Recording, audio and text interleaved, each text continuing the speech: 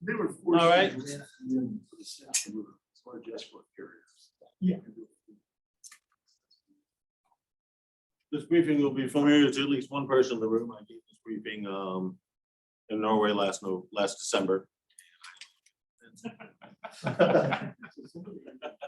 Chris, that would be too.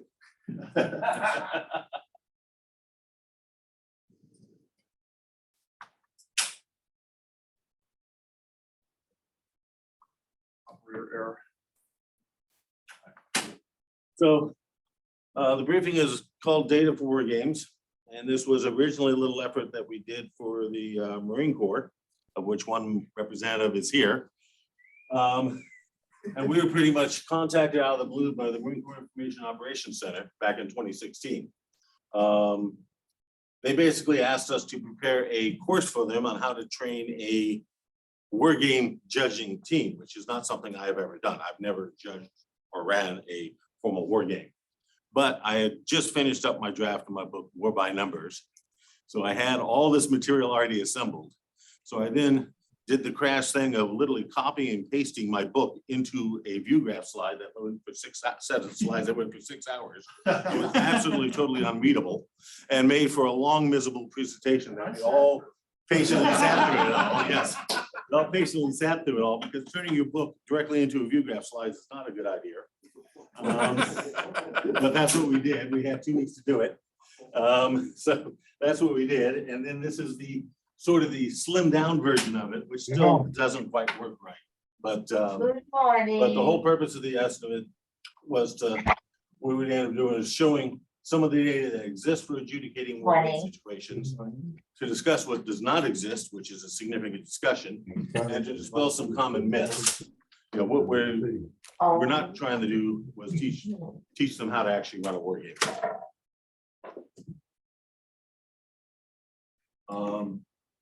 And basically it was a compilation of the work we had already done.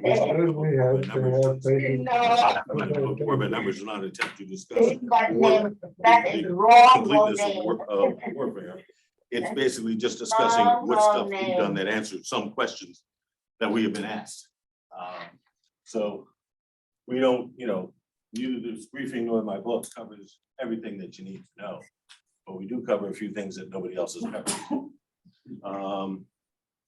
And we can skip that slide. There's the caveats. I'll skip that.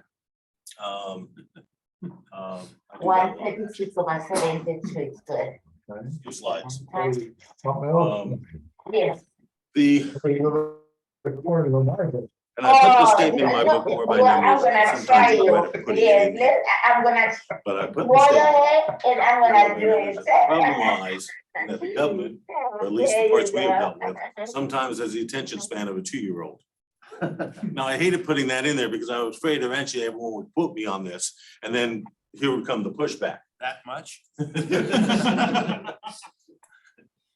Not only that, it also has the need for instant gratification, very much like a 2-year-old.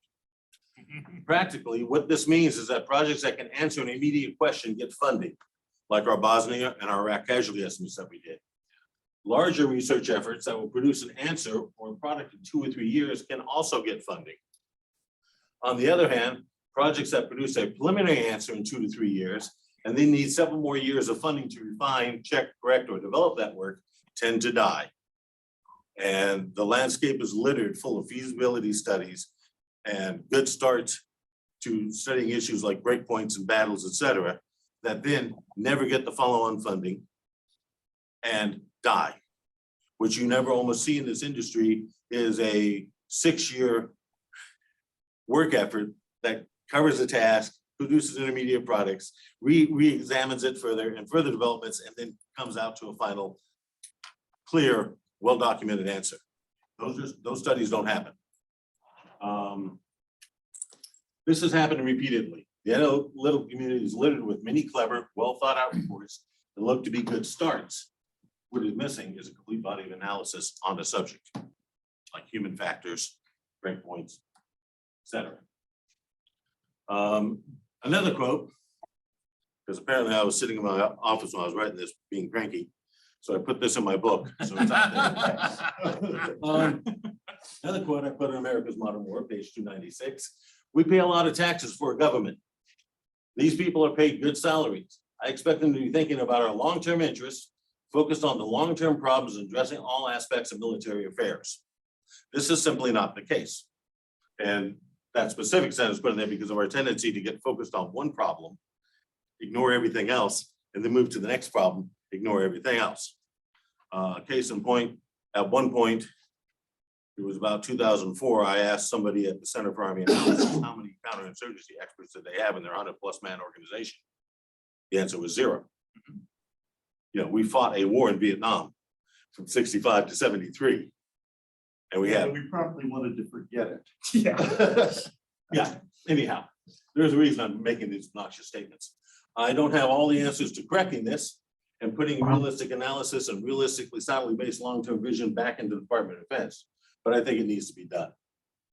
Having been rattling around this industry for a couple of decades, I am all too aware of DoD's ability to get enthralled with the next new toy, the next great single idea, the next neat theory to win all wars by some superlative methodology, the next new set of buzzwords, all reinforced by the ability to ignore what is not immediately in front of it, the ability to claim that it's not do certain missions, even though history clearly says that they invariably do, and the tendency to send funding off chasing the next new fad.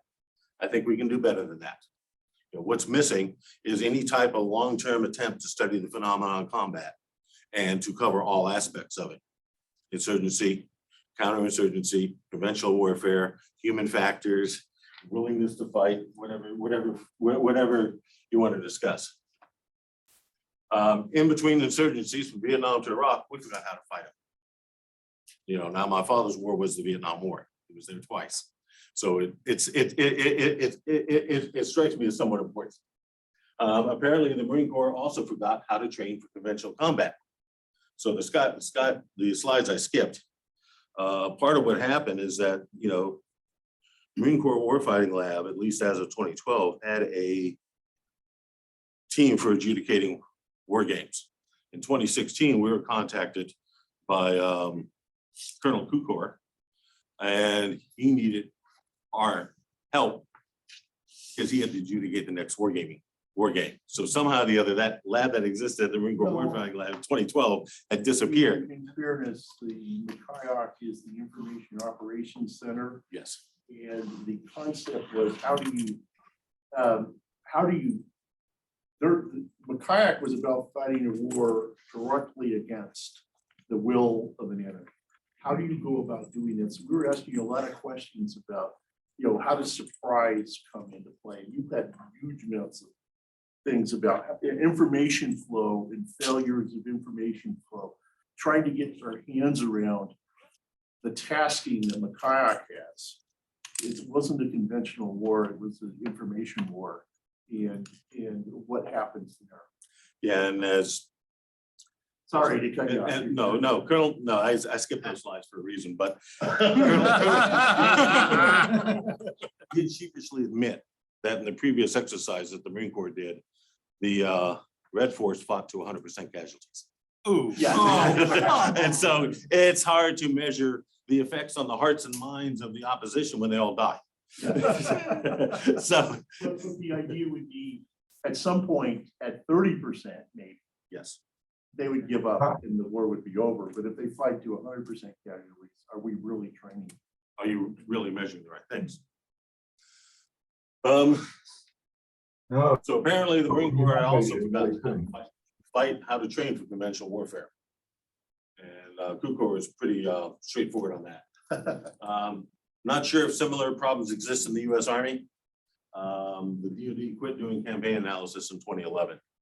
So there seems to have been, and a lot of this was driven by sequestration, there seems to have been a real push in 2011, 2012 to shut down all analytical gaming structures, et cetera.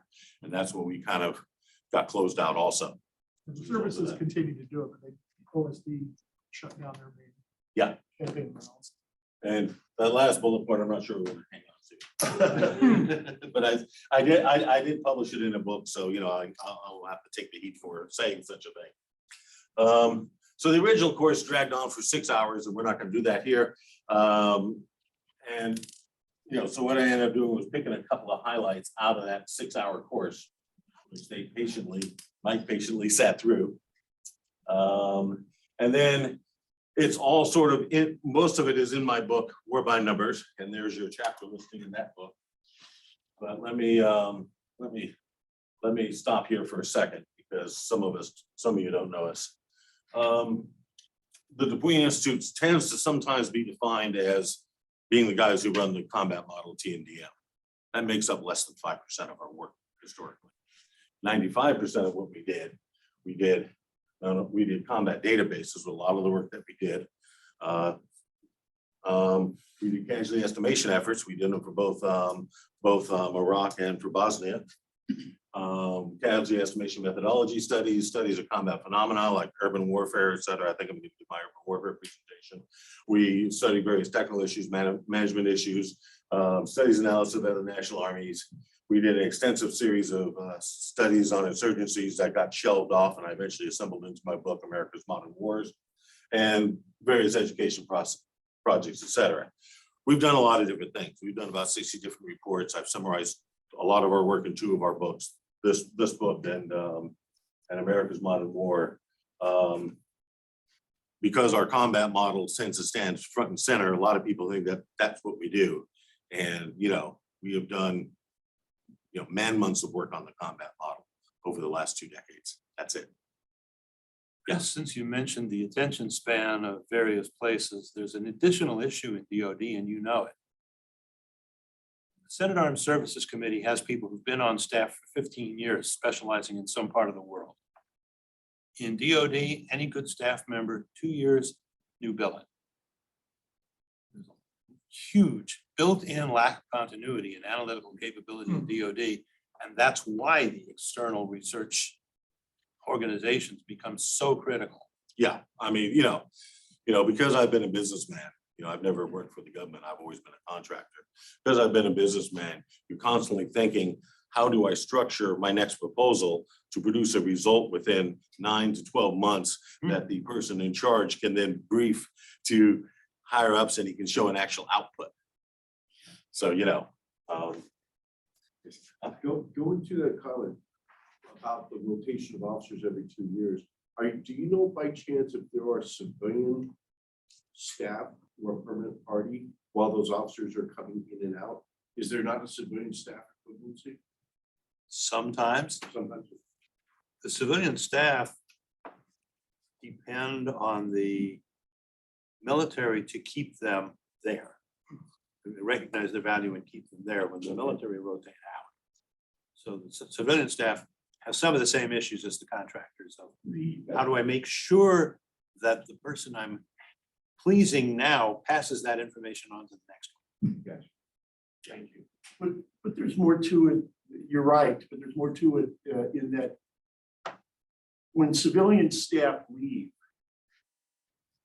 it takes weeks, months to replace them. And so there's constant gaps in the civilian billets because you can't start hiring process until the gap is there, which is very different from what the military is. And they still have an average term of about 3 years. There are those that stay a long time and there are those that leave pretty quick. Good news is a lot of them go to contractors. TDI.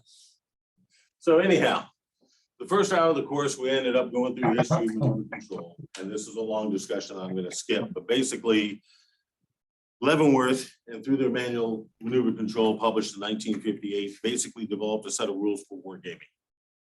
Oddly enough, it appears that those rules, which were created by a bunch of field officers who needed to get something that worked, those rules were the starting point of most DoD wargaming designs. So for example, buried into the 64 maneuver control manual, which I happened to read as a kid because my father was at Command and General Staff College, there's a little chart showing breakpoints, showing the percent of casualties and when unit breaks. Now that was prepared by somebody for this manual out at Leavenworth, probably a lieutenant colonel or a major. There's no documentation as to where that came from, how that was developed. I've been to Leavenworth, I've asked, they don't have it. There's no files kept. There's simply this chart of percent casualties versus breakpoints that is in the maneuver control manual of the 1960s. is undocumented.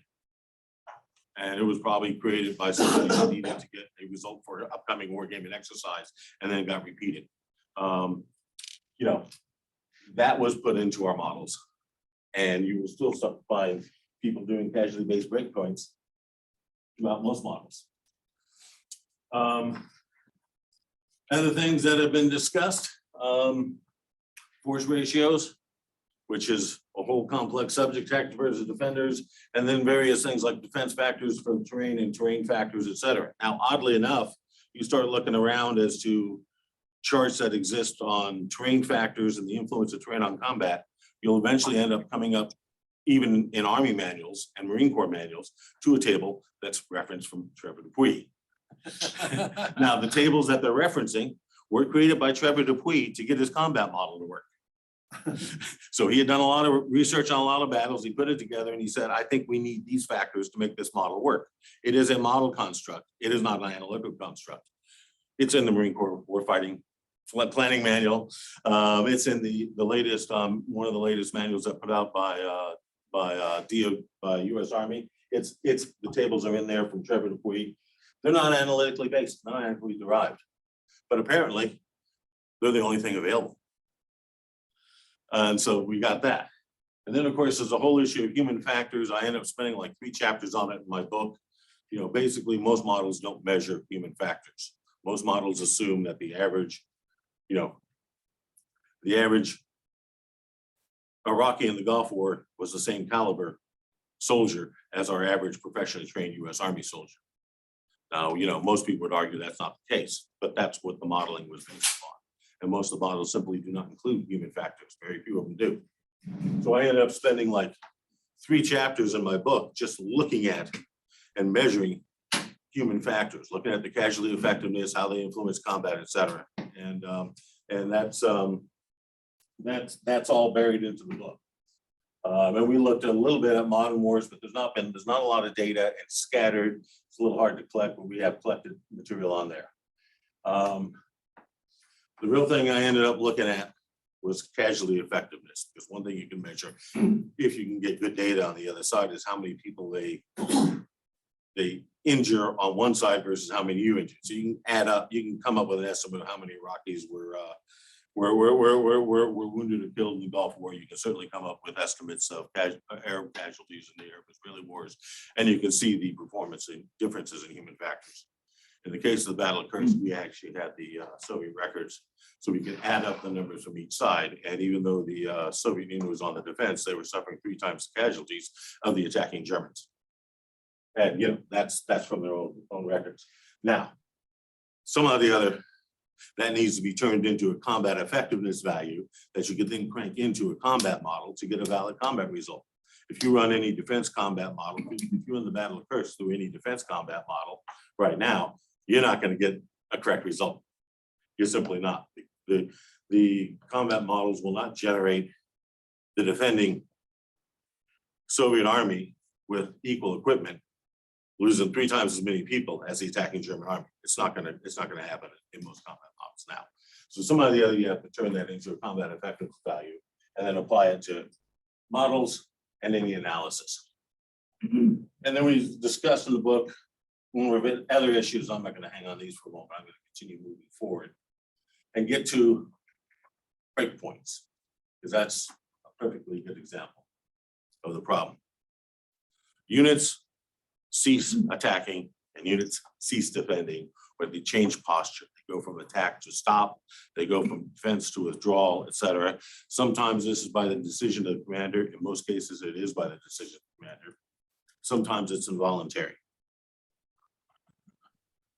When you say breakpoints, people start thinking of people streaming to the rear. But in fact, there's lots of many points where units change their posture, usually by a decision from above, but sometimes involuntary. The first study on breakpoints was done by Dorothy Clark, one of the few female analysts back in 1954. And she put together a database of 60 battalions that she got from the records from the National Archives that are not easy to get hold of. She got special permission to get hold of these records. 60 battalions from World War II, and she looked through and did the percent losses of each of them before they broke, before they changed posture. And that ranged from 1% to 90%. She then took the average was 40%. She said, that's the average, but that's clearly not what is driving most of these breakpoints. You know, half of my cases are below 40% and they change posture, and the other half stayed on after 40% and they changed posture later. So she wrote this report and basically said 40% is the average, but it's not what is driving it. Now, how many models, combat models, war games, discussions have you seen people talking about the breakpoints at 40%? Or 30% or whatever number they choose, but there seems to be this sort of magic figure of 40% that people pick where they decide it's the break point, or even more interesting, the point where units lose combat effectiveness, which is a phrase that's now common, and I've never yet seen a single study on when a unit loses combat effectiveness. It's part of the general discussion, but I've never seen a study on it. The next big study on breakpoints, there was an intermediate paper that was done by Bob Helmbold when he was at RAND back in 1972, identifying the issue of breakpoints as not being fully studied.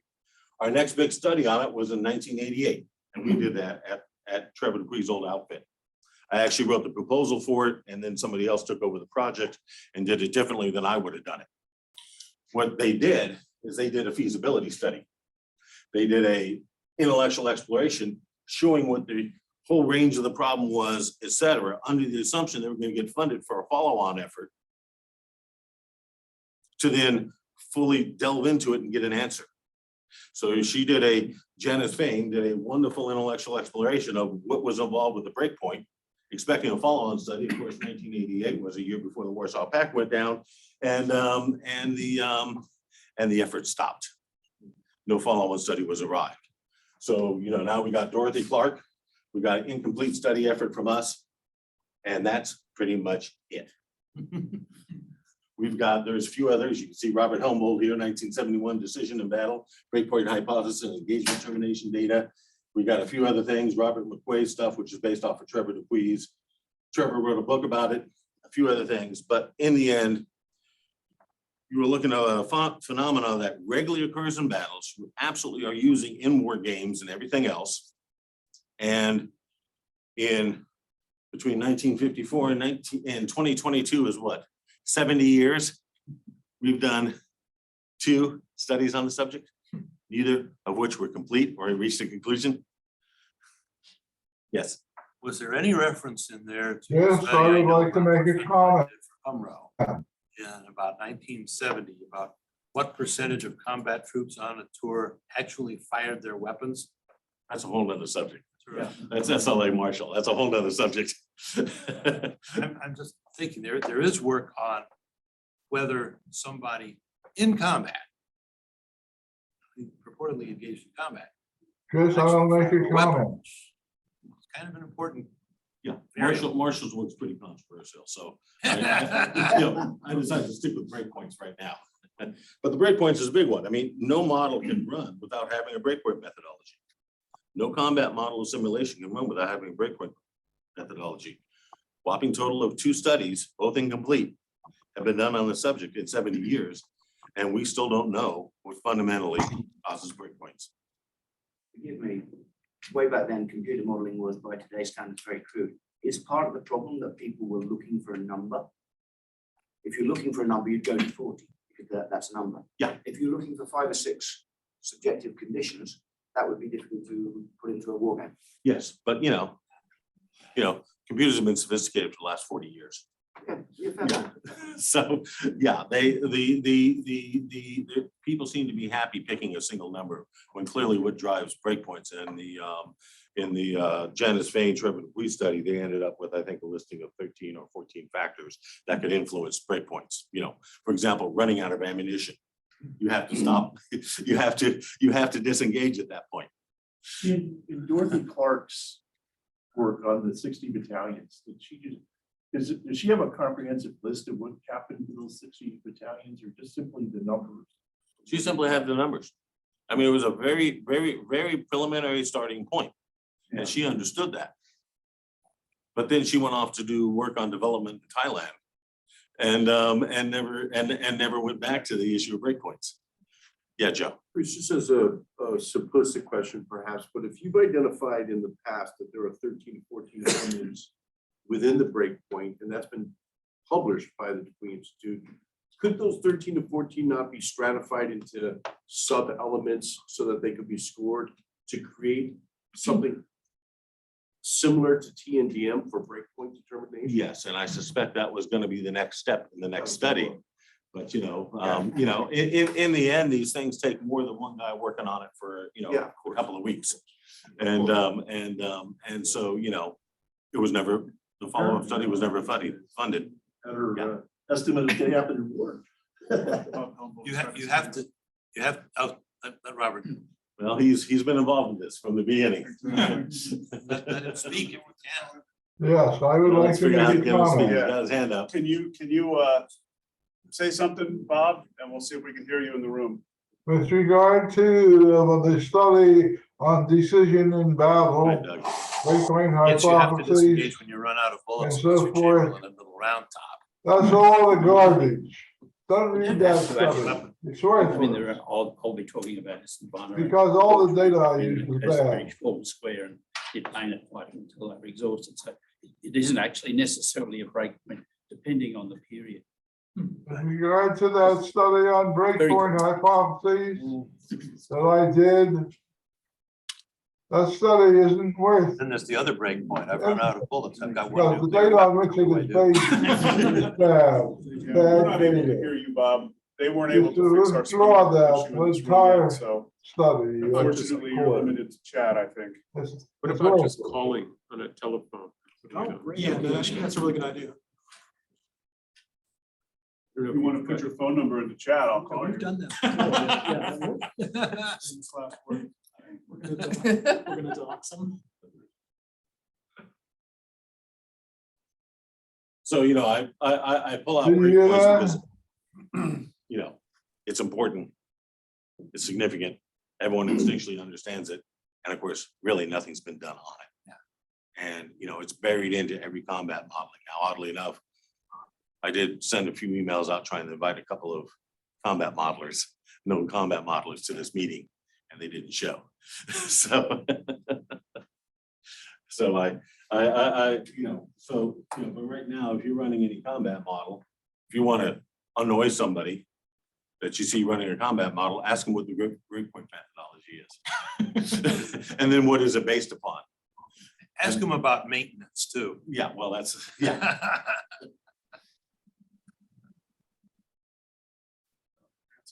Yeah, not advancing now. Those T90s won't advance if their treads are falling apart. Fancy that.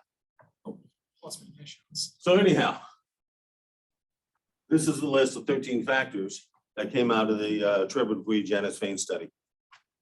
And, and buried in there, you will see heavy personnel casualties is one of the 13 factors. I mean, it's a factor. At some point when you take enough casualties, it forces a breakpoint, sometimes often still voluntary, sometimes involuntary. And then, you can see the range of other things. And it causes it. These have never been quantified. We've never done anything further. We've never done anything more than identify what the factors were. But there was an extensive report done on the subject breakpoints. And then Trevor Dupuy wrote a book about it called Understanding Defeat. Yes. I don't see in there a rather important one, goes all the way back to Sun Tzu. Do they have a viable withdrawal route? I don't think that's included in Golden there. Bridge. Yeah. I would I don't like think to that's make included. another comment. Rather important. Should Yeah. be, but even then, normally speaking, they'll just bunker down. I would like to make another comment.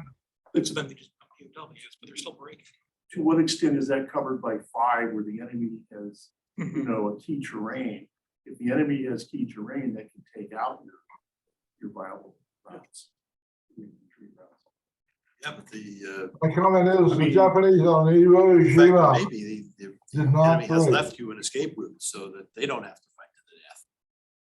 You decide it would be prudent to withdraw. So anyhow, Tactical vulnerable position. issue. Point is, it's never been studied in depth in detail. Chris, did you ever try and rank those in any way, in sense, or just list them? I didn't even work on the breakpoints project. I was busy doing the Ardennes campaign simulation database, and they felt that I couldn't manage two projects at once. So I didn't work on the breakpoints project. I think that's a great start, trying to list the things that you're trying to build this knowledge up, and then maybe try and order them. And Well, add to them. Yeah, and part of the illustration was the fact that, you know, if you did a feasibility study on the subject or a intellectual exploration of the subject, which is useful to do, unfortunately, you then didn't get the follow-on contract to get you an answer. And so we never got an answer out of it. And that was, you know, and that, you know, goes back to my original point about the problem in the industry. The industry tends to think short term. You have to produce a study that produces a definitive answer on its first try. And if you end up doing a paper and you have no answer at the end of the paper, which has happened to me, the natural tendency for any good contractor, if they want to stay in business, is they produce an answer anyway, which I have avoided the temptation of doing. But so far, my customers have been patient enough with that. Yeah. Is there any data at all available on the conditions under which a capital ship commander orders abandoned ship? Seem to be a little bit easier to document than what happens to land action. And I'll bet there's nothing. I have never seen anything like that.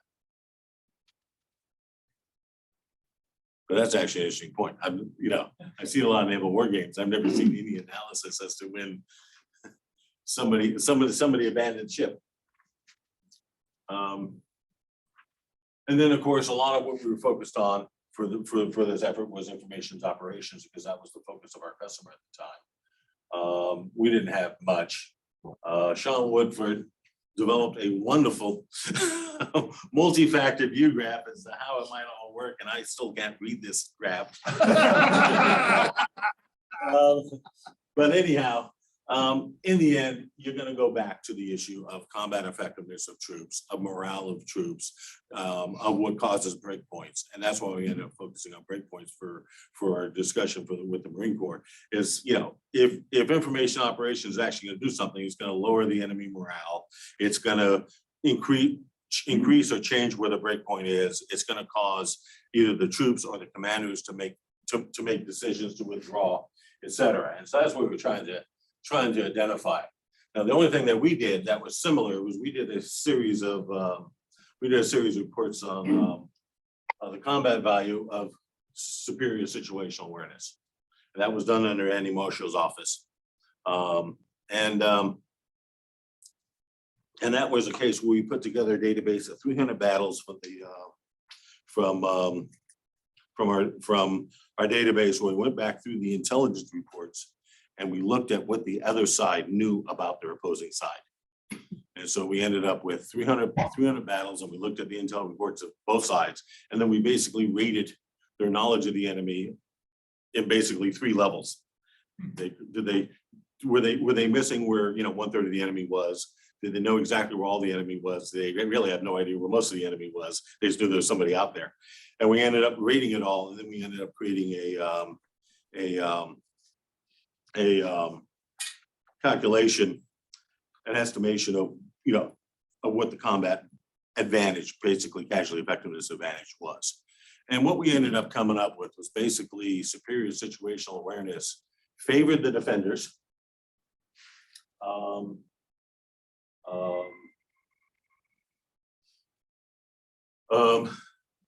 Superior situational awareness was more important to the defenders than it was the attackers, which was surprising. If you think about it, it's logical. The attacker is going to attack where he's ordered to attack no matter what. It's the defender who often gets taken by surprise if he does not know where the attacker is. And so, and the advantage of superior situational awareness was about 25%. Now, this is during the time of the RMA.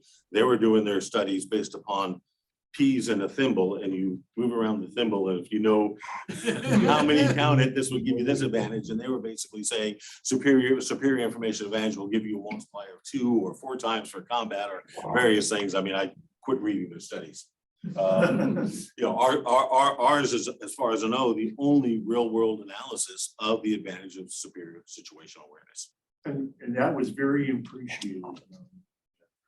It's been completely ignored. I've never had anyone query me about this, about the studies that we did. We got a little minor feedback from some people that basically they thought, it was interesting. Was about the only feedback we got. I did put it in 2 chapters of my book, War by Numbers. I've never gotten any feedback from anyone. Now, partially because I think I did a terrible job of writing up those chapters, but that's That's gonna say, Chris, do we have any way of getting to the internet from here? yes.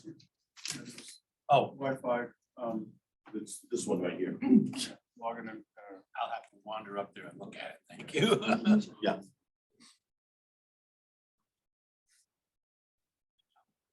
But you got a chat.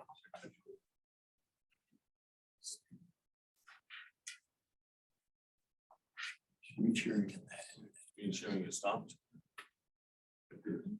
Green on the bottom. Richard Underwood.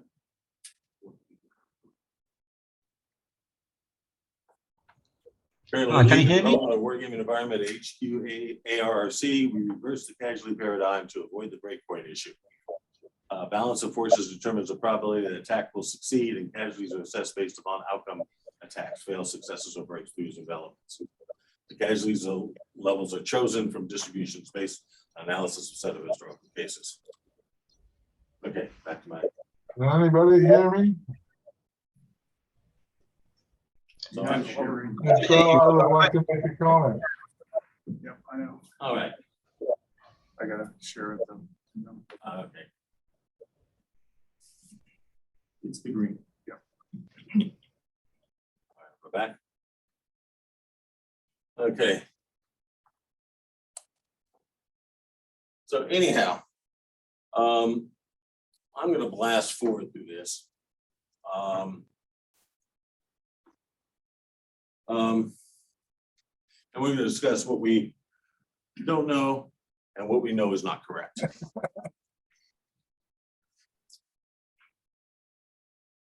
Okay. What we don't know.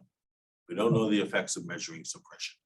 Artillery suppression is now becoming back to being a popular subject because there's lots of artillery being used. We did some preliminary work. Fundamentally, the starting point on measuring artillery suppression is the Operations Research Group 2 report in 1945 that ended up measuring the amount of artillery that you needed to suppress an enemy, and came up with an actual figure, number of shells per hour or whatever to suppress an enemy. 1 to 5 pounds per square yard. Something like Yeah, that. I know you had it memorized. That is the starting point, and for all practical purposes, the end point on measuring the effects of artillery suppression. There's been no study I have ever seen completely done on the subject since 1945. Now, last I checked, they were using artillery in Ukraine. So one of the major effects of artillery is not only attrition, but it is suppression. And clearly everyone knows that, clearly everyone's using that, but find how you measure it. And then how are you measuring suppression in your combat models? Yes. I think that's the most important factor if you're not talking about precision communications. Yeah. So, but there's literally been nothing done on suppression since 1945. We did some preliminary work on it in the late 80s, and that got in the late 90s, and that got in trouble with a whole nother long subject, and we completed it. But yeah. FYI, there was a lively debate going on that I heard about at CITIC about 8 years ago. Sorry, Marine Corps Combat Development Command at Quantico. There had been quite a move to replace artillery with large smart weapons, because you get the same attrition effect with a much smaller force.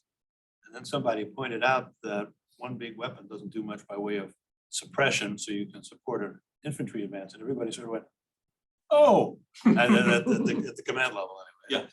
So you're measuring attrition caused by artillery, but you're not measuring suppression, and the effects of suppression are significant.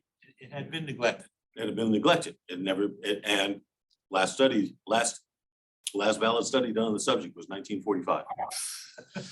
Okay. And Army doctrine now uses a casualty based number for suppression. I hadn't seen They that. did, they've changed it. They used to not have a casualty based, but they've changed it to 3%, I think.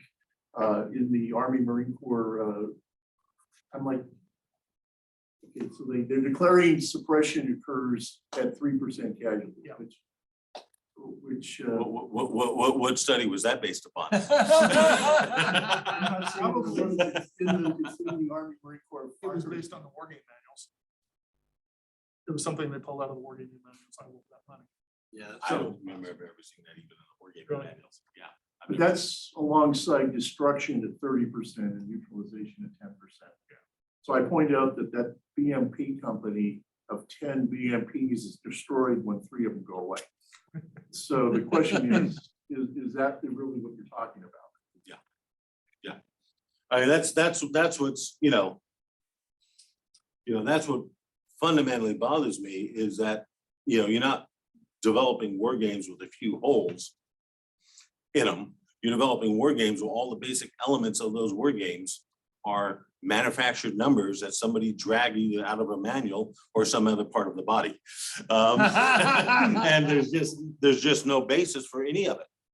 There's, It's being taught as doctrine to new generations of officers. if you're a 20-something-year-old, 30-something-year-old officer who hasn't read been doing mass amounts of reading, you won't know that. There's no way you would know that. So this becomes their understanding of reality. They think that units will break at 40% casualties. They think units will be neutralized at what, 10%? Yeah. Chris, if I may say so, that's not the problem if you're training 20 and 30-year-old officers. The trouble is that the 40 and 50-year-old officers don't know any better.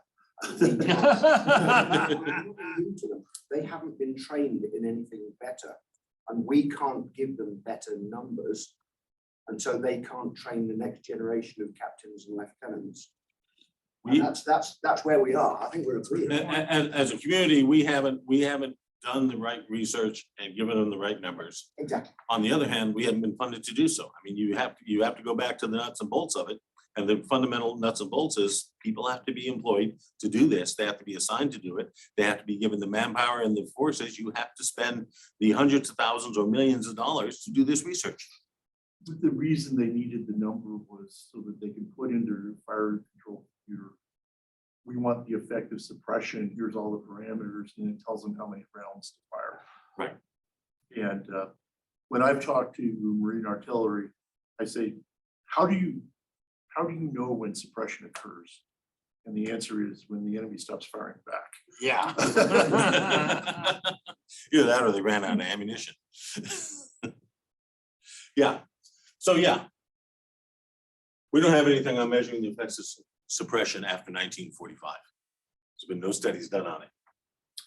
Determining when units become combat ineffective, I've already mentioned this, never been a study done on the subject.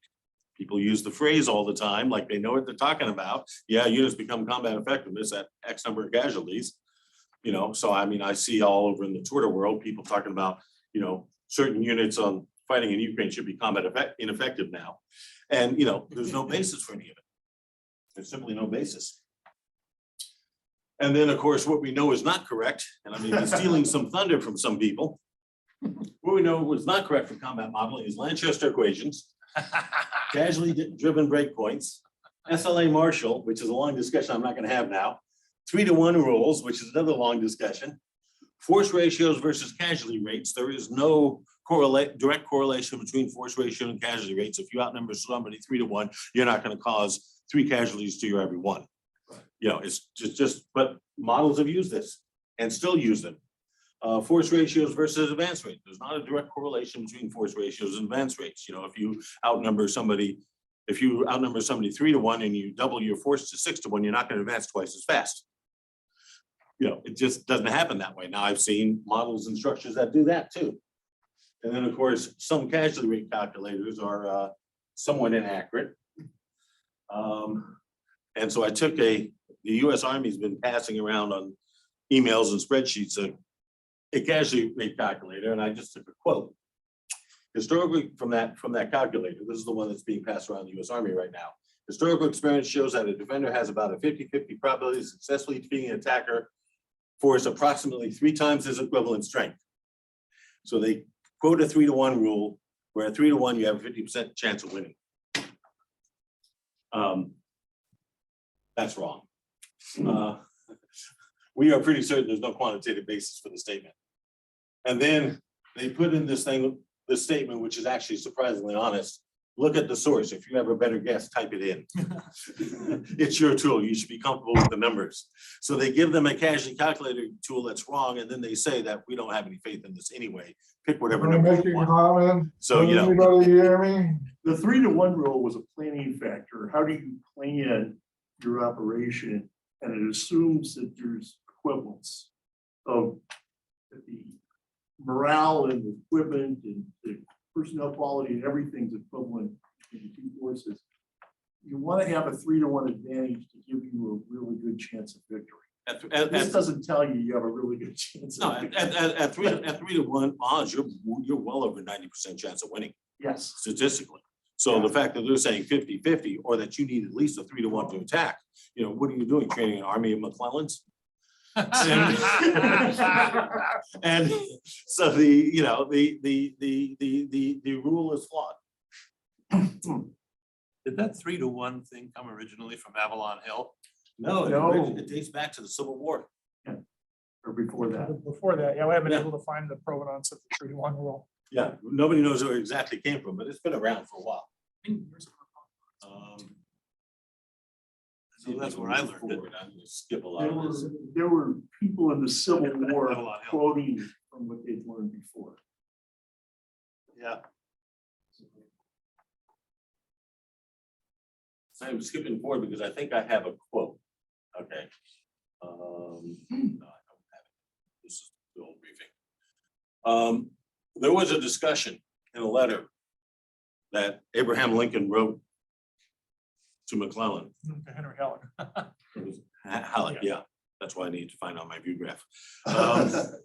And he wrote, and he basically said, "You are telling me that the Confederates, we are unable to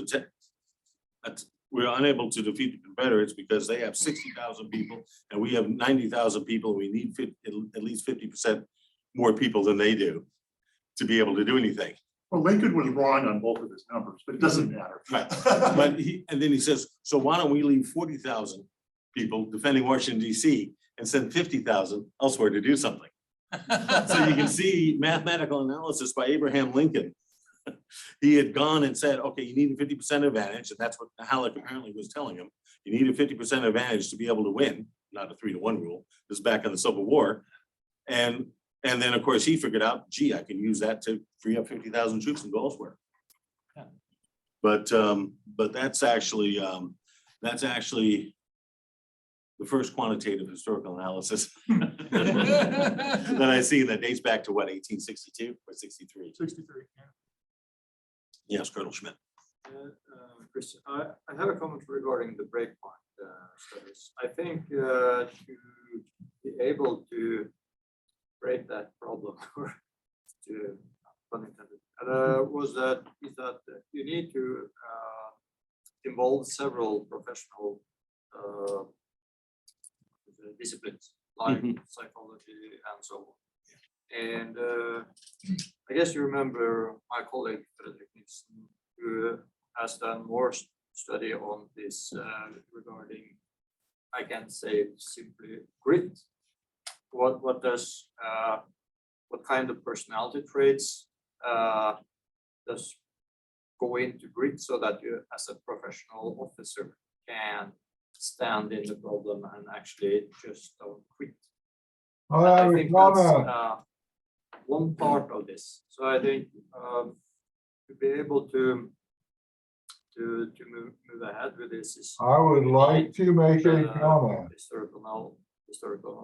historical analysis professionals, and you need probably also the psychologists and the military guys with some kind of input. How does it actually look like when you're in the sand and blood all over you and whatever? Yeah. And from a practical point of view, a big multidisciplinary team who's going to work for several years is going to cost you X amount of dollars. You can do the math times labor, et cetera. And so, you know, somebody has to fund this to make it happen. I mean, in the end, there's the starting point of all of these problems is somebody has to fund it. You know, it's not an issue of can they not be intellectually done. I think virtually every one of these problems can be answered given enough time and, you know, enough people working on it. Now, you know, one group may fail, but another group will get it. But, you know, it can be done. But, you know, in the end, somebody has to actually be willing to fund it, and it's not being funded. I mean, you know, we're talking 0 suppression studies since 1945, 2 breakpoint studies in the last 70 years, no studies on measuring when units become casually ineffective, et cetera, so on and so forth. And there's literally almost nothing out there. Models are built on a base of sand. There's literally, they're not really built on any solid foundation. There's no foundation there. I mean, base of sand is actually being polite. Yeah. Are you still presenting? I would like to make a comment. Stop right now. But let me see my view graphs and see if there's anything else I want to cover. Can anybody hear me?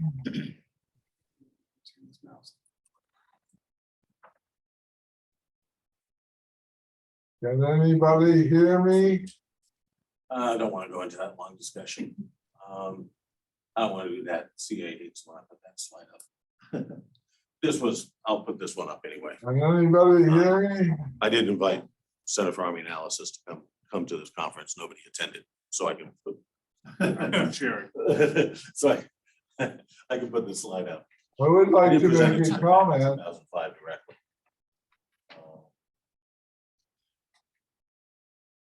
But, you know, this was in 1986, Dupuy, Walpolis, did a little study of the Center for Army Analysis, COSAGE, ACTAL, SEM models. COSAGE and ACTAL are still in use. SEM has ceased being used. So this is the most developed Army combat model. It was first developed in 1969. For those who believe that warfare has changed radically over the last 70 years, apparently the models have not. And they specifically said of the 24 inputs used by COSAGE, which is still in use, 4 were drawn from empirical testing data. 7 were based on analyst judgment, and 13 were unknown derivation or based upon unknown data. This is the combat model that the Center for Army Analysis is using today. This was an analysis that I've been using since 1969. This is analysis that was done in 1986. I briefed this to the Center for Army Analysis in 2006 to a very quiet room. And I was told afterwards, somebody told me, I am shocked that you briefed such a thing. That was literally a manager at Center for Army Analysis told me that. SEM, which is no longer in use, used 36 casually related inputs, of which 2 were from empirical test data. Of course, SEM was used for evaluating what our ammunition requirements were going to be needed for the Gulf War, and we sent at least 10 times as much ammo as we needed to. Well, that's what we were gonna have 100 times the casualties too. Right. 11 were based on analyst judgment. 20 were unknown derivation and based upon unknown data. And 3 were taken from FM 101-10 tables, which is one-sided casualty rate tables that are in an Army field manual. So, you know, while the starting point for these models may have been solid engineering data, because they have They have, they have weapons effect data that they didn't put in the models, but then they have to start building all the other effects that add up to an output. If hard data is multiplied by a swag factor, which is clearly the case, then the resulting outcome is a swag factor. The whole COSAGE SEM structure has been used by CAA since the early 70s. My father worked on it. It's been, and COSAGE still survives, now being used in RAND's model, whatever, Chickham, or whatever it's currently called. But COSAGE is now the input for RAND's model because it was basically better than what RAND was already using. It's And, it's the ground nutrition calculator model. COSAGE 2.0 uses the ground nutrition calculator for STORM. which The Air Force, the Navy, and the Marine Corps use for campaign analysis. As far as I know, they've never gone back to practice. All right, I'm gonna end my presentation right here.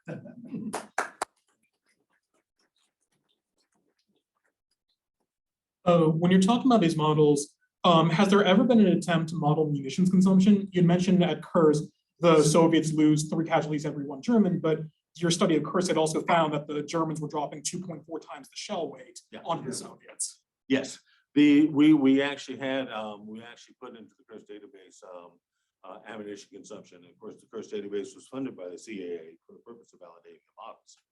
When we finished the Kursk database. Yeah, this is Bob Hamel in 2484. I asked to have a breakfast delivered this morning. And of course, I wrote a book Is it going to be delivered? from, but we did. Is that because it wasn't gonna Yeah, validate? thank you. What? They didn't use it to validate their model? Was it I know. because they realized it wasn't gonna validate their model? Or was it because the people who cared about it had moved on? Neither actually. I think it was the person who had actually funded and pushed this project was Vandiver at a CAA. He was still there long afterwards. So he understood that he needed the database. It would be good for validating the model. But I think they basically never got around to it. So he briefed it. He had Walt Bauman go out and brief it at a number of conferences over at ISMOR, et cetera. So they briefed it that they had this great database, et cetera. So they advertised and said, told everyone we've done this great database ever. And then they never got around to validating the model because that would have taken, running the model is a major undertaking. So it would have taken literally man months, if not man years of effort to run the model, to assemble all the data for it, to run it through. So they assembled the data ready to run for the model, and then they never did it. And I do not know the internal dynamics as to why. Yeah, that model's making billion-dollar decisions and affecting many lives. So that seems to be a relatively small investment in the big scheme of things to try and get confidence in that.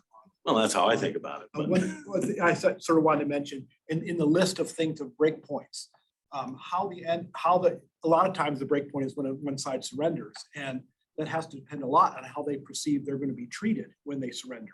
I'd be very quick to surrender to the US. If I'm a German soldier, I'm not so quick to surrender to the Soviets in World War II. And so I would add that to your list if I didn't catch that, if that was there. yeah, I'm not sure. Perception of enemy treatment of POWs. Yeah, I'm not. As well as the escape route. I mean, I think that's important when you're sort of collecting knowledge. Yeah, but yeah, and that was again, this whole effort was originally put together to try to, help the Marine Corps Information Operations Command plan for the next war game. And that's a factor in the information operations, but we never, I don't know if anything systematic's ever been done on that. Yeah. No. In some of the big campaign models, actually, it's not just a matter of campaign models, it's campaign plans. You start with the assumption that certain ISR assets, C4 ISR assets will be in place continuously and uninterrupted from before the war. Because all of your targeting strategy and all of your detection of enemy attack strategy is based on being able to see them. Raising the question of what would happen if some of those assets got disabled early can make you a very unpopular participant in some discussions. Okay, I think we're done for this presentation. Next is Dr. Lucas.